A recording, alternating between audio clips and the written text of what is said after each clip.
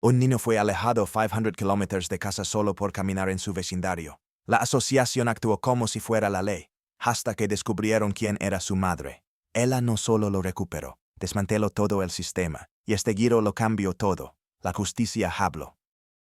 Joshua tenía solo 12 años cuando todo cambió. Era un niño reservado, de voz suave, que prefería los libros a los videojuegos, los paseos tranquilos a las fiestas ruidosas. Había aprendido a mirar el mundo con una madurez inusual para su edad, fruto de una pérdida demasiado temprana. Su padre, Miquel, bombero de profesión y héroe local, había fallecido salvando a una familia de un incendio. Desde entonces, Joshua encontró en su madre, Rachel, no solo una guía sino un refugio emocional. Ella era fuerte pero amorosa, exigente pero justa. Entre los dos habían construido una relación entrañable, tejida con confianza, silencios compartidos y pequeños rituales cotidianos. Vivían en un vecindario cerrado en las afueras de Bakersfield. Las casas eran prolijas, las calles limpias, y los jardines parecían copiados de revistas. Pero bajo esa perfección aparente se escondía una estructura rígida y asfixiante. La HOA, o Asociación de Vecinos, imponía normas estrictas que iban desde el color permitido para las cortinas hasta la altura del césped. Tenía su propia seguridad privada, un equipo de hombres sin entrenamiento policial, que patrullaban como si fueran guardianes de una fortaleza. La mayoría de los vecinos preferían no hacer olas. Sabían que cuestionar a la asociación era exponerse a multas, amenazas o exclusión social. Aquel viernes de primavera, Joshua decidió hacer algo especial. Al bajarse del autobús escolar, se detuvo 2 calles antes de lo habitual. Recordó que en ese sendero crecían flores silvestres, las favoritas de su madre. Pensó en sorprenderla, como hacía su padre cuando volvía de turno. Reunió algunas margaritas y unas ramas de lavanda, y comenzó a caminar hacia casa, con una sonrisa pequeña y una mochila más grande que él colgando del hombro, pero no sabía que alguien lo observaba. Desde una ventana del 3er piso, una vecina lo vio pasar, no lo reconoció o no quiso hackearlo. Un joven caminando solo, sin identificación, escribió en la aplicación interna de la HOA. Solo bastaron 2 minutos para que la maquinaria del control se activara. Lo catalogaron como elemento sospechoso, no por lo que hacía, sino simplemente por estar allí, caminando, con su aire pensativo y una bolsa de papel con flores. 2 camionetas oscuras doblaron la esquina poco después. De una de ellas bajaron 2 hombres altos, vestidos con pantalones tácticos y camisetas negras, sin placas, sin credenciales, sin una palabra amable. Joshua apenas tuvo tiempo de preguntar qué pasaba. Uno de ellos le ordenó que se quitara la mochila. El otro le dijo que no tenía permitido caminar por la zona sin ser residente o estar acompañado de un adulto. No puedes deambular por aquí, le dijeron sin mirarlo a los ojos. Joshua intentó explicar. Les dijo su nombre, su dirección. Les habló de su madre, de la sorpresa de las flores. Pero nadie escuchó. Lo subieron a la camioneta sin darle opción, sin avisar a sus padres, sin notificar a ninguna autoridad legítima. No era un procedimiento, no era seguridad. Era una decisión arbitraria, tomada por hombres que jugaban a tener poder, sin considerar que el niño frente a ellos no era un extraño, sino uno de los suyos. Y así desapareció. Cuando Rachel llegó a casa esa noche, con el portafolio en la mano y el cansancio de toda una semana, notó que algo faltaba. Joshua siempre salía a recibirla, incluso si solo era para decir hola y volver a su cuarto. Pero esa tarde no había rastro de él, su teléfono estaba apagado. Ningún vecino había visto nada. La escuela solo informó que bajó del autobús como siempre. La asociación no contestó las llamadas, y el reloj empezó a avanzar. 1 hora, 2, 4, nadie sabía nada, nadie decía nada. Hasta que llegó la noche y con ella, el silencio más aterrador de todos, el de una comunidad que, bajo la apariencia de orden, había permitido que un niño fuera apartado sin razón, porque caminaba, porque no encajaba con la imagen que ellos querían proteger, porque pensaron que nadie los detendría. Rachel le llegó a casa con el presentimiento de que algo no estaba bien. En los primeros minutos intentó convencerse de que Joshua se habría entretenido con algún amigo, que quizá su celular se quedó sin batería o que pronto aparecería con una sonrisa y una historia que contar. Pero los minutos se convirtieron en horas, y con cada intento fallido de contacto, el nudo en su pecho se volvió más apretado. Llamó a la escuela, Le confirmaron que Joshua había salido en el autobús habitual, que nada inusual se había reportado. Llamó a los vecinos, a los amigos más cercanos de su hijo. Nadie sabía nada. Entonces marcó el número de la policía. Explicó con voz temblorosa que su hijo no había regresado a casa, que era puntual, que jamás se alejaba sin avisar. Pero la respuesta fue fría. No había reportes, no había incidentes. Espere un poco más, le dijeron. Seguramente aparecerá. Esa frase la golpeó con una mezcla de impotencia y rabia contenida. Sabía que cada minuto contaba. Y, sin embargo, la maquinaria que debía activarse en estos casos parecía adormecida. La noche fue un abismo. Rachel no durmió. Caminó de un lado a otro del salón con el celular en la mano, revisando una y otra vez el historial de llamadas, preguntándose si había algún paso que no había dado. Miraba la mochila de Joshua aún colgada en su perchero y se le formaba un nudo en la garganta. A ratos salía a la calle y gritaba su nombre con la esperanza absurda de verlo aparecer entre las sombras.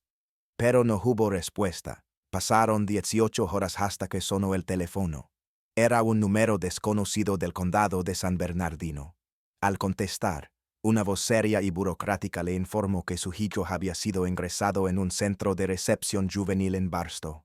Lo habían entregado miembros de una organización comunitaria, sin documentación ni contacto familiar. Solo dejaron su nombre, su edad y una vaga explicación. No pertenecía al área. Rachel no comprendía. Barstow, ¿cómo había legado su hijo? A más de 500 kilómetros de casa. ¿Quién lo había llevado allí? Porque nadie la había llamado antes. Cada palabra que escuchaba la hundía más en un estado de incredulidad y horror. Colgó sin responder, tomó las llaves del coche y condujo durante 5 horas sin detenerse, sin pensar, con la mirada fija en el horizonte y el corazón golpeando con fuerza ciega. Cuando finalmente llegó al centro, el recepcionista le pidió identificación y la hizo esperar. La llamaron por su nombre completo, con la misma formalidad que si estuviera retirando un paquete. Pero cuando por fin vio a Joshua, todo se desmoronó. Estaba sentado en una esquina, envuelto en una manta áspera, con la mirada perdida y las manos apretando su propia camisa. Su rostro estaba sucio, sus labios resecos. No lloraba, no hablaba. Solo alzó la vista cuando escuchó la voz de su madre. Rachel corrió hacia él, lo abrazó con fuerza, y sintió que su hijo apenas tenía energía para responder al abrazo. No preguntó nada, no necesitaba explicaciones, solo lo envolvió, lo acarició y repitió una y otra vez que ya estaba allí, que todo había terminado, pero en su interior sabía que lo peor apenas comenzaba.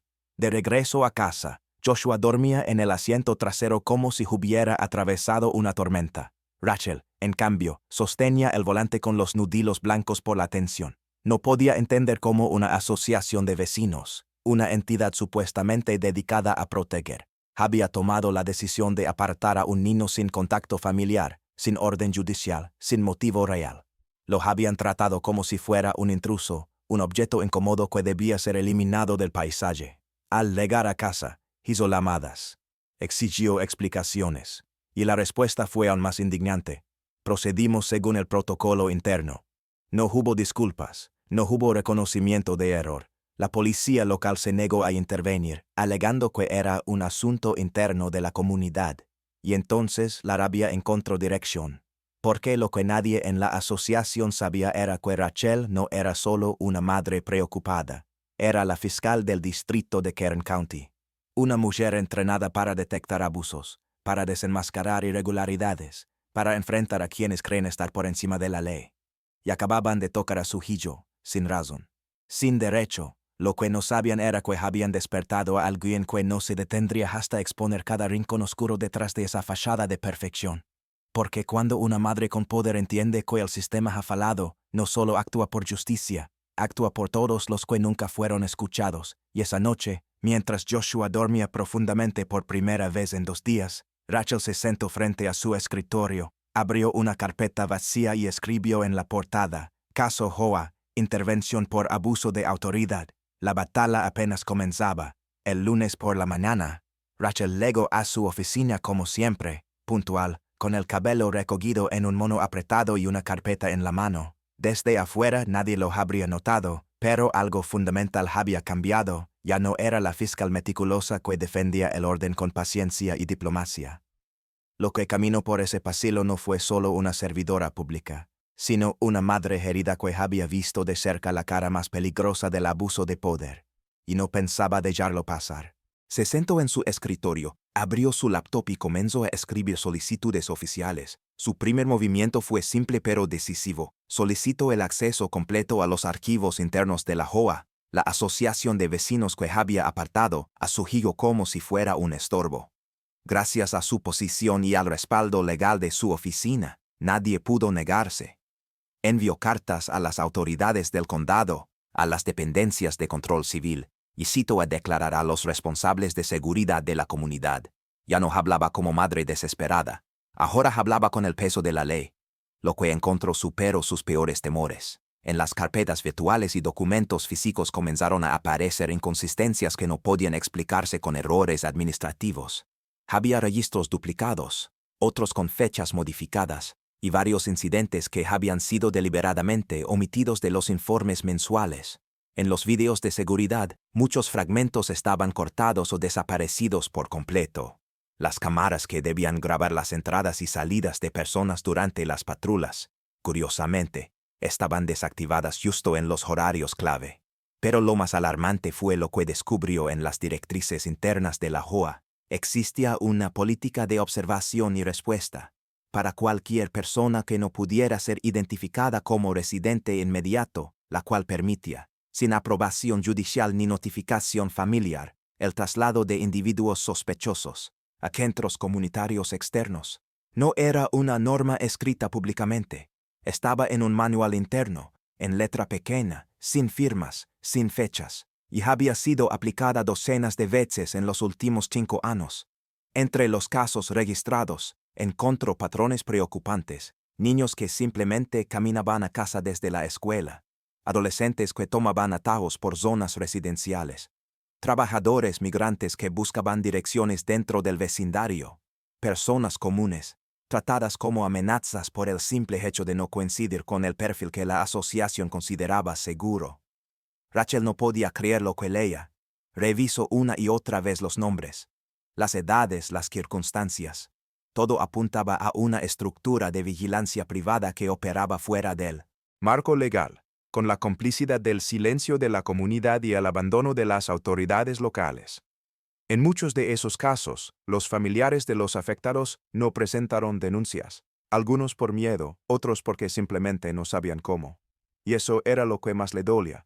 Convocó a su equipo de confianza esa misma tarde. Reunió a sus investigadores, asistentes legales y fiscales adjuntos en la sala de reuniones.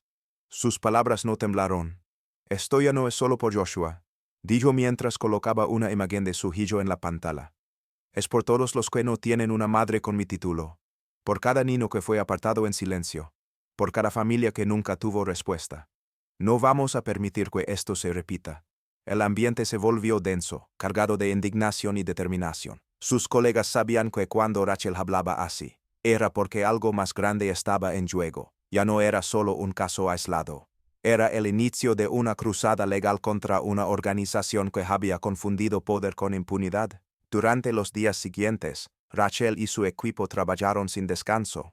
Entrevistaron a exempleados de la JOA, recopilaron testimonios de víctimas anteriores, revisaron normativas de asociaciones residenciales en todo el estado. Cada documento que leían, cada audio que transcribían, cada testimonio que recopilaban, confirmaba lo que ya intuían. La asociación había cruzado límites que nunca debieron tocar.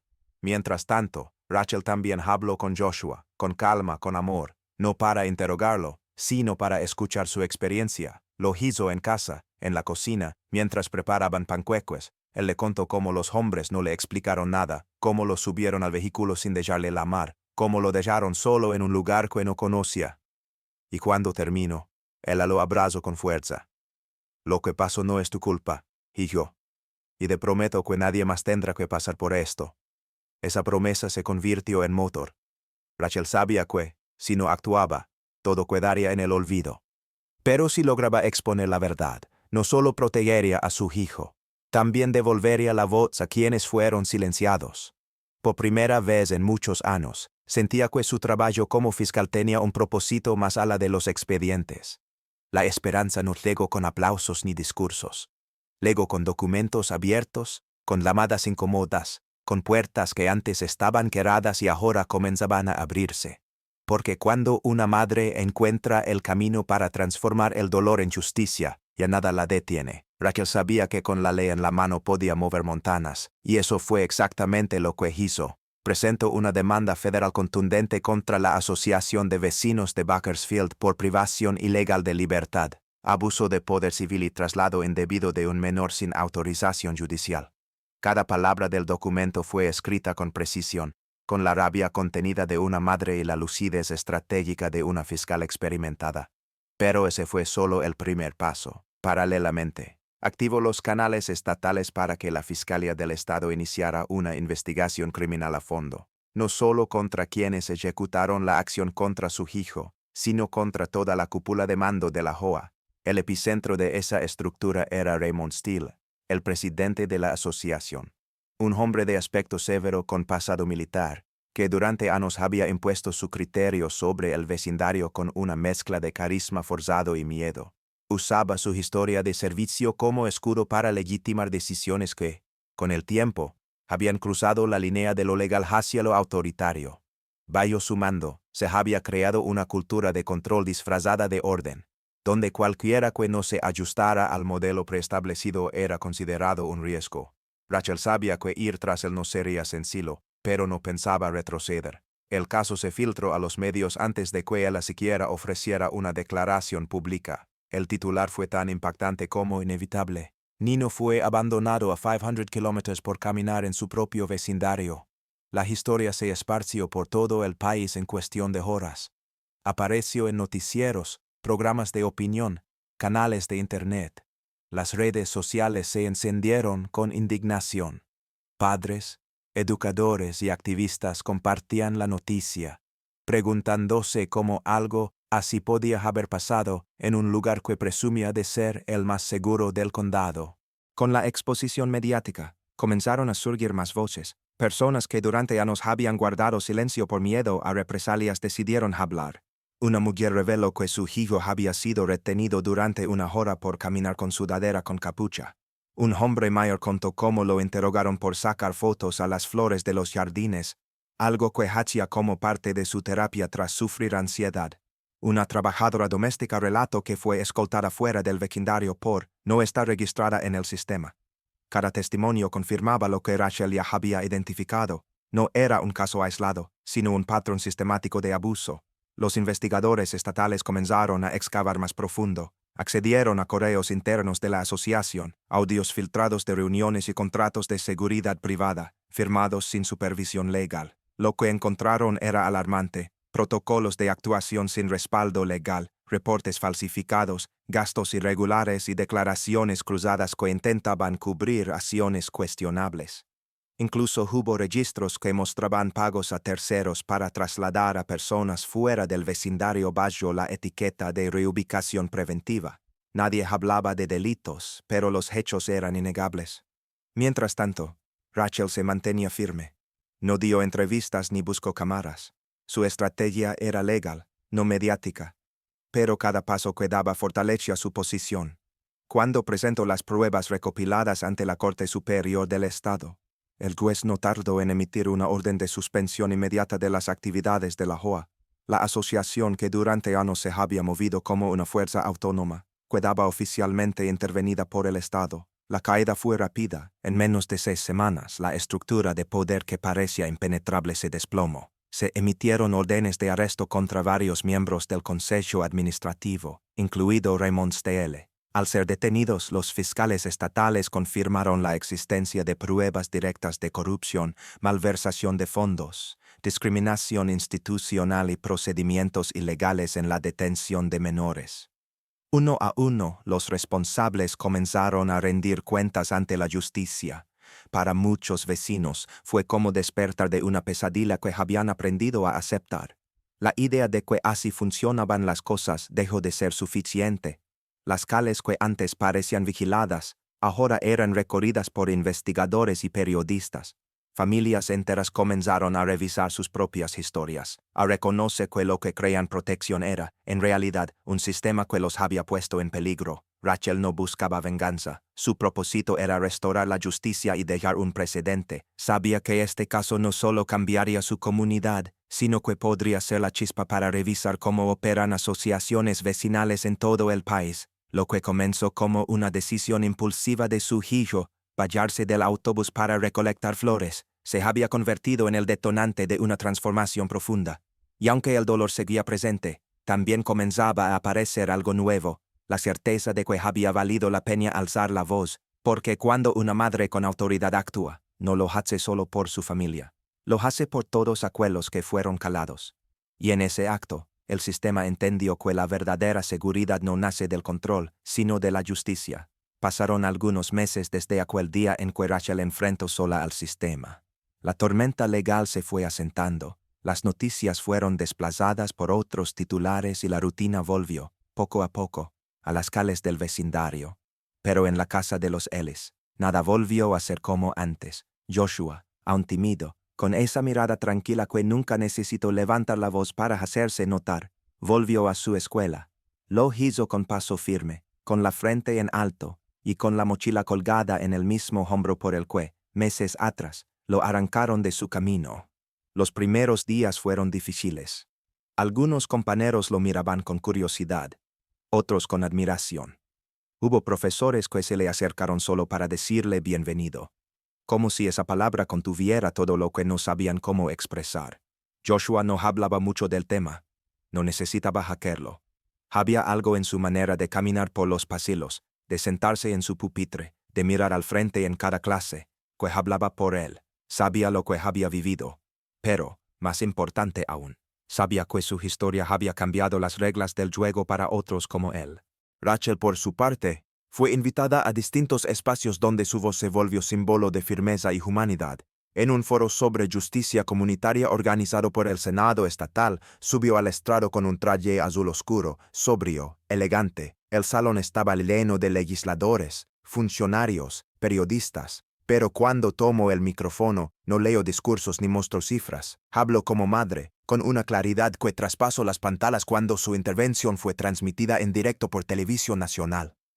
Si tú ves algo injusto y no tienes poder, di yo, alza la voz. Pero si tienes poder y no haces nada, eres parte del abuso. El silencio en la sala fue absoluto, no por incomodidad sino por respeto. Era una verdad que muchos evitaban mirar de frente. Su frase se viralizó en redes sociales. Se convirtió en cartel, en pancarta, en tatuaje. Fue compartida por activistas, docentes jóvenes y hasta por servidores públicos que reconocieron la necesidad urgente de revisar sus estructuras. Gracias al impulso de su testimonio y de la evidencia que expuso, el Estado de California inició un proceso de reforma legislativa para regular el funcionamiento de asociaciones privadas residenciales. Se propusieron límites a su autonomía, mecanismos de rendición de cuentas y protocolos claros para garantizar los derechos civiles de todos los ciudadanos, sin importar si viven dentro de un vecindario querido o no. Lo que antes parecía terreno intocable, ahora estaba bajo el foco de la ley, pero más allá de las leyes, de los discursos y los titulares, lo que más importaba estaba en casa.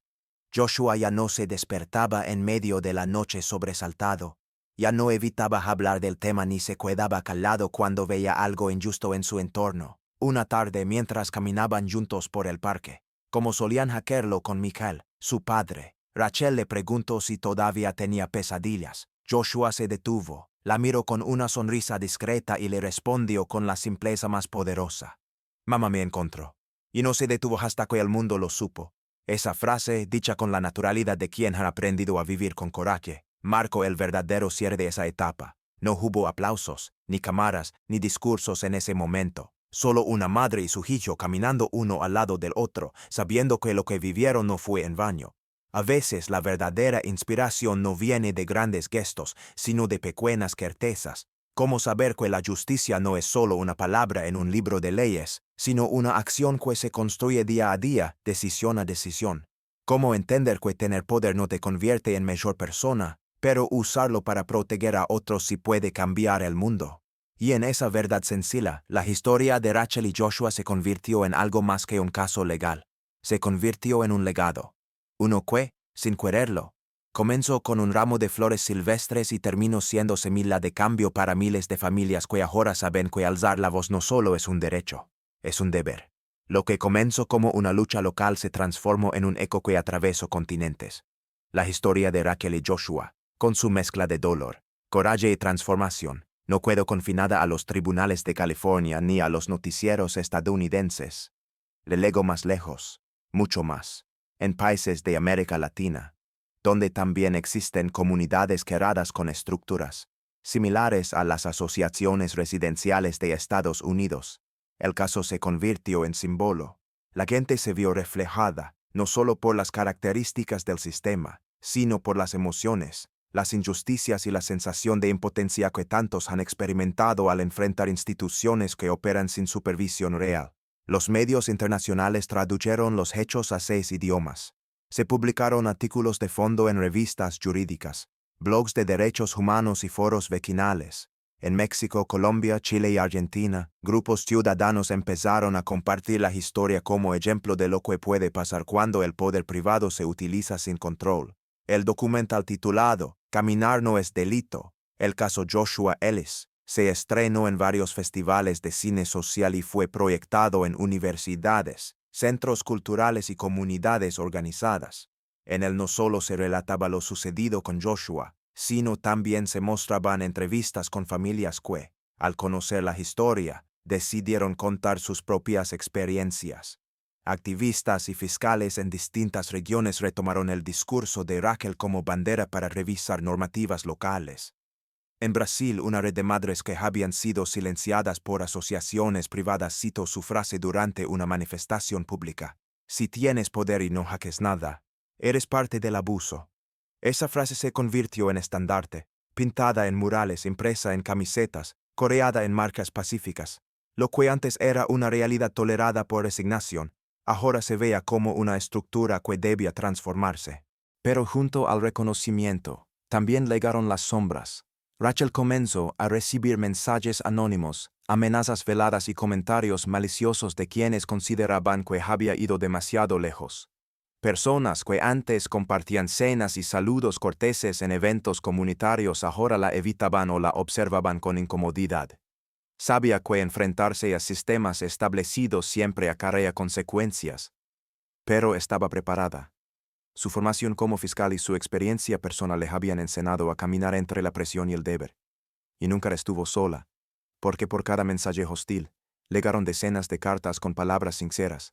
Madres agradeciéndole por haber hablado cuando nadie más lo hizo. Abuelas contando historias de nietos que también fueron tratados injustamente. Jóvenes que, inspirados por Joshua, decidieron estudiar derecho. Defensores de derechos humanos que la citaron en conferencias internacionales como ejemplo de liderazgo ético. Niños que le enviaban dibujos donde ella aparecía como una heroína, no con capa, sino con traje y una balanza de justicia en las manos. Rachel leyó cada carta. Algunas las guardó en una caja especial, otras las colgó en su oficina. Eran su escudo, su fuerza, el recordatorio constante de que lo que había hecho no era solo una reacción a una injusticia personal, sino una acción que había despertado conciencia colectiva. No era una celebridad ni pretendía serlo. Era ante todo una madre que decidió actuar cuando nadie más lo hacía. En uno de los congresos donde fue invitada como ponente, una periodista le preguntó cómo manejaba el peso de ser vista como referente internacional. Rachel pensó unos segundos antes de responder: "No estoy aquí porque lo planeé. Estoy aquí porque no podía quedarme callada. No se trata de mí. Se trata de todos los que han sido ignorados, detenidos, humillados por sistemas que creen que el silencio es complicidad. Yo solo hablé. El resto lo hizo la verdad". Ese eco, esa capacidad de resonar más allá del propio dolor, fue lo que convirtió la historia de Joshua y Rachel en algo más que un caso legal. Fue semilla de cambio, espejo de tantas realidades ocultas y faro para aquellos que aún no se atreven a hablar.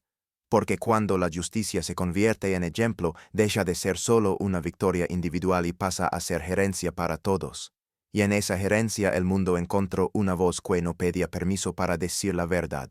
Hoy, Rachel no es solo fiscal, es autora, conferencista y fundadora de una red nacional que protege a víctimas de abuso civil en comunidades quebradas. Lo que comenzó como un acto desesperado de una madre se transformó en una misión de vida. En cada intervención pública, repite una frase que se ha vuelto símbolo de resistencia. Mi hijo caminó para traerme flores, y ellos intentaron convertir eso en delito. Ahora caminamos juntos, hacia una justicia que no se detiene. Joshua, más fuerte, más libre, la observa con orgullo. Ya no es solo su madre. Es la mujer que convirtió una injusticia en ley, el miedo en coraje, y el silencio en ejemplo, y todo el que escucha esta historia siente el mismo fuego. Nunca subestimes a una madre, mucho menos a una madre que también es la ley.